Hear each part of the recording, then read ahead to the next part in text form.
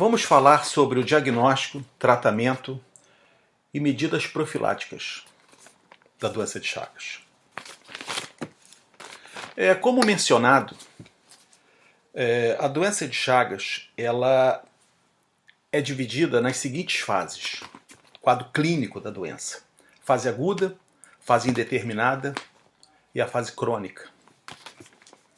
A fase aguda ela é caracterizada pela presença de parasitos no sangue e também parasitos em diferentes tecidos do hospedeiro vertebrado.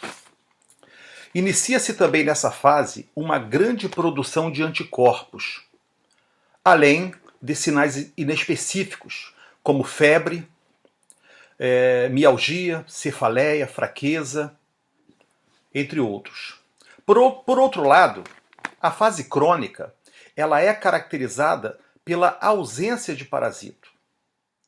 Mas nessa fase ocorre uma intensa produção de anticorpos específicos contra o Trypanosoma cruzi. E nas formas mais graves, pode-se observar alterações, comprometimentos cardíacos e digestivos.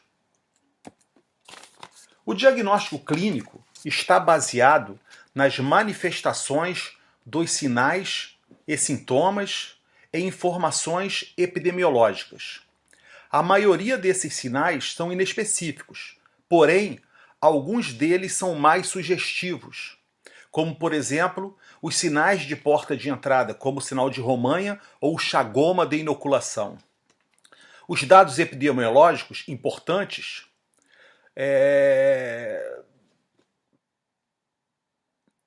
estão relacionados se o indivíduo residiu ou reside em área com relato, com a presença de vetores, ou se ele é proveniente ou se ele reside em área com registro de transmissão vetorial.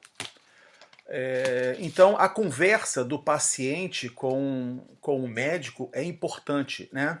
Então, outro ponto importante também é saber se o indivíduo ele realizou alguma transfusão de sangue antes de 1992. Antes de 1992 não era realizado o teste sorológico para doença de Chagas nos bancos de sangue. Também é importante saber se é filho de mãe comprovadamente infectada e a suspeita será confirmada através de diagnósticos laboratoriais. Na fase aguda da infecção, o diagnóstico laboratorial é feito através de exame parasitológico, com o intuito de demonstrar a presença do Tripomastigota na corrente sanguínea, ou por técnicas sorológicas. Isso na fase aguda. Agora, na fase crônica, pelo fato desta fase não apresentar parasitas circulantes, os testes recomendados são os testes sorológicos. Aqui nós temos um exemplo de um teste conhecido como xenodiagnóstico. Esse teste ele é um teste parasitológico, né? Ele consiste na exposição do paciente com indícios de infecções, de infecção, né? Ele vai ser exposto à picada do vetor, e nessa técnica os insetos que são cultivados em laboratórios e são livres de infecção sugam o sangue do paciente. Sugam o sangue do paciente. E esse vai ficar sugando sangue por 20 a 30 minutos. Os insetos, então, são mantidos por até 90 dias. Esse período é importante para permitir a multiplicação e evolução do Trypanosoma cruzi no aparelho digestório do inseto vetor. Após esse período, o intestino é dissecado para verificar a presença do parasita. Tendo parasita, obviamente, o indivíduo está infectado. O exame parasitológico também pode ser realizado com observação do parasito presente no sangue fresco ou sangue distendido ou em gota espessa. No caso do sangue distendido, ele pode ser corado com guinça, né? Além disso, também pode ser realizado a pesquisa do Trypanosoma cruzi pela técnica de Strout, que é um microhematócrito. E o capilar, depois que o sangue ele passa para o capilar, ele vai ser centrifugado e em seguida esse capilar ele é quebrado na interfase né, entre a fase líquida e sólida. E em seguida esse material é observado ao microscópio, com o intuito de encontrar formas tripomastigotas metacíclicas. Aqui nós temos um outro exemplo de uma distensão de gota de sangue na lâmina. E aqui a gente pode observar os tripomastigotas sanguíneos. No slide anterior eu cometi um pequeno deslize, não é tripomastigota metacíclico, tá? Tripomastigota sanguíneo, tá? Presente no sangue é o tripomastigota sanguíneo. Embora os exames sorológicos possam ser realizados na fase aguda, os testes sorológicos são recomendados na fase crônica da doença. Neste slide, podemos observar 3 técnicas sorológicas que possuem fundamentos diferentes, porém com o mesmo objetivo: evidenciar a interação de anticorpos anti-Trypanosoma cruzi, que porventura estejam presentes no soro dos pacientes, né?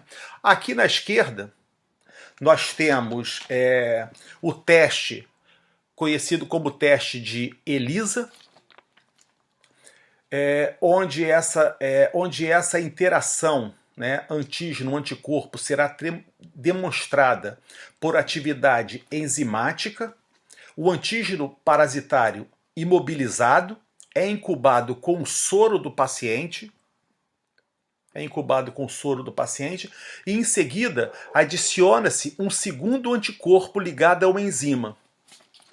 E por último, oferece-se o substrato da enzima. Caso a amostra seja positiva, essa enzima levará à degradação do substrato, liberando uma coloração. Aqui na figura do meio, nós temos a técnica de hemoaglutinação indireta. Nesta técnica, utilizamos hemácias adsorvidas com antígenos de Trypanosoma cruzi. E essas hemácias, elas são incubadas com soro dos pacientes. Caso haja anticorpos específicos contra os antígenos, aqui nós podemos observar aqui, os anticorpos produzirão a aglutinação, vão induzir a aglutinação das hemácias, indicando a positividade do teste. Aqui à direita, nós temos a técnica de imunofluorescência indireta, que se baseia na utilização de parasitas cultivados em laboratório, que são incubados com o soro dos pacientes e, em seguida, um segundo anticorpo ligado a uma molécula fluorescente específico para anticorpos humanos vai ser adicionado e aqui nós temos parasitas fluorescentes mostrando a positividade desse anticorpo que foi estudado.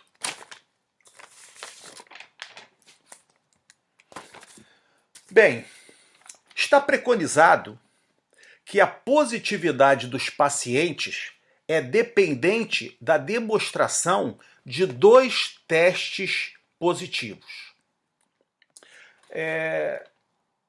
Vamos acompanhar um possível desfecho na análise de uma amostra. Geralmente, os testes utilizados são os que nós acabamos de discutir: ELISA, imunofluorescência indireta e hemaglutiração indireta. O indivíduo ele está com suspeita de doença de Chagas, será realizado 2 métodos diagnósticos. Se por acaso uma amostra apresentar positividade em 2 testes, será considerada positivo. Enquanto que, caso não reaja em 2 testes, será considerado negativo. No entanto, as amostras que apresentam positividade em apenas um teste, obviamente o outro teste utilizado foi negativo, o resultado será considerado inconclusivo. Nesse caso, será necessário repetir os testes. Se o quadro permanecer inalterado, continuará sendo considerado inconclusivo. Então, é necessário agora a realização dos testes de confirmação, que são os testes do PCR e a técnica de Western blot. A positividade em apenas um desses testes confirma o diagnóstico. Por quê? Esses 2 testes, os testes de confirmação, eles são extremamente sensíveis. No caso do blot, trabalha-se com antígenos separados por peso molecular, antígenos do parasita, e no PCR trabalha-se com o material genético do parasita, o material genético amplificado.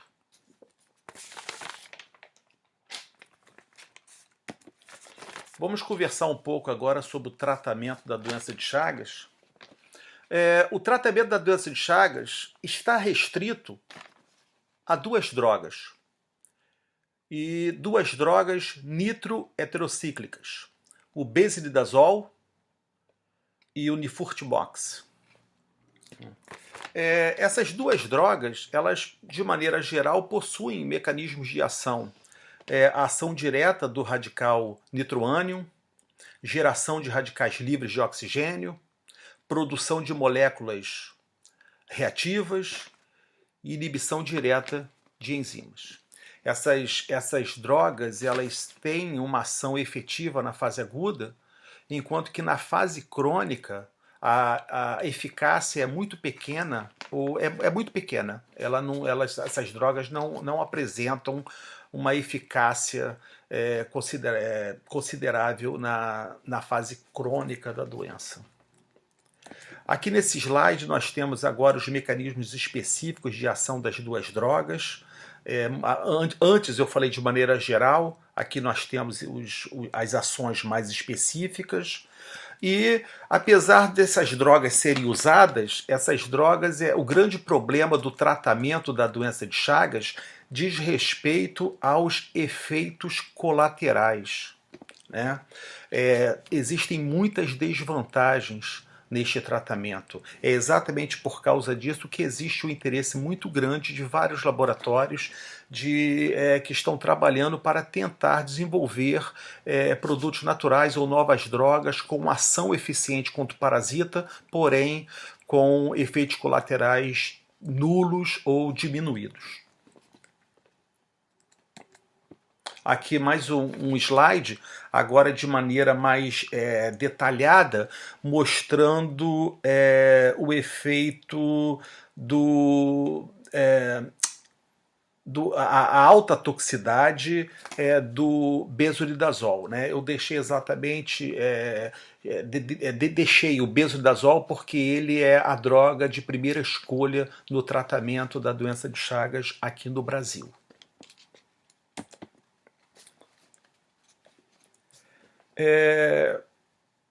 Vamos falar um pouco agora das medidas profiláticas, né? Certamente é a principal medida de controle da doença. que tem sido implementada é a profilaxia, visto que, como nós acabamos de falar agora, o tratamento tem eficiência, mas tem muitos efeitos colaterais.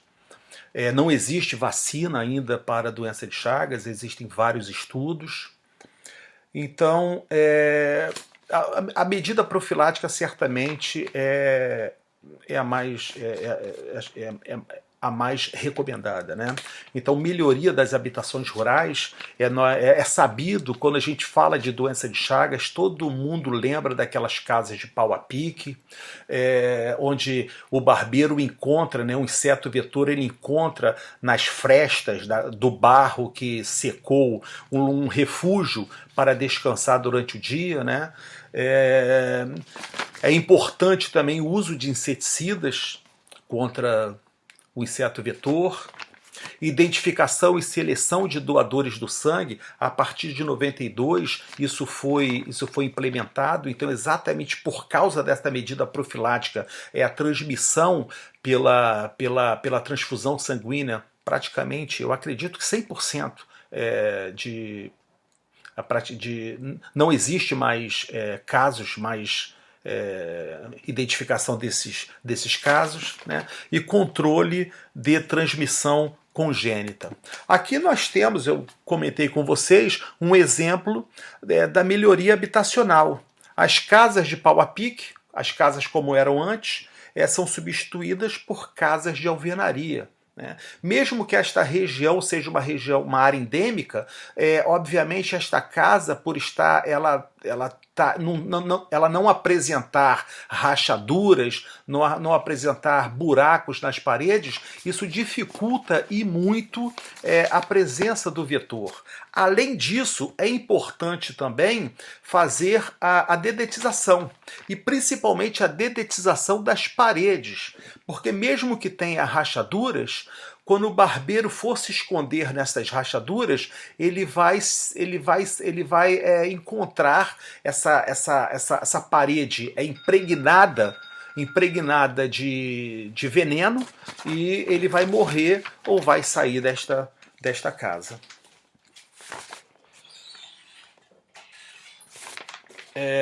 Um outro ponto também importante: identificação de gestantes chagásicas e triagens neonatal de recém-nascidos. A triagem é uma estratégia de saúde pública efetiva, utilizada no mundo inteiro para o diagnóstico de doenças tratáveis quando detectáveis precocemente. Quanto mais precoce for detectável, menor vai ser o custo do tratamento e assim melhorando a vida dos pacientes. Então, essa identificação, essa triagem neonatal é extremamente importante. Aqui nós temos uma parte dessa aula que é só sobre que é apenas sobre a infecção pela via oral, né? Nesse caso, principalmente, né, precisa ter uma atenção das empresas que processam alguns alimentos, como é o caso do açaí. Esse açaí precisa ser pasteurizado. Aqui no lado direito nós temos aqui o caldo de cana. A cana precisa ser higienizada para que na moagem, caso haja material fecal de treatomínio de barbeiro infectado, não tenha aqui a presença do tripromastigota metacíclico. E quem gosta de carne silvestre, as pessoas que caçam, essas carnes precisam ser muito bem cozidas, exatamente para evitar uma infecção através do consumo de formas amastigotas. E aqui nós temos o controle rigoroso da qualidade dos hemoderivados, né? Neste caso, eu já mencionei anteriormente, a partir do início da década de 90, começou a testagem para a doença de Chagas nos bancos de sangue. Inclusive, esse tipo de transmissão, como mencionei, ela está praticamente abolido, né? Então, hoje em dia, receber o sangue em caso de necessidade praticamente zero a possibilidade de contrair a doença de Chagas.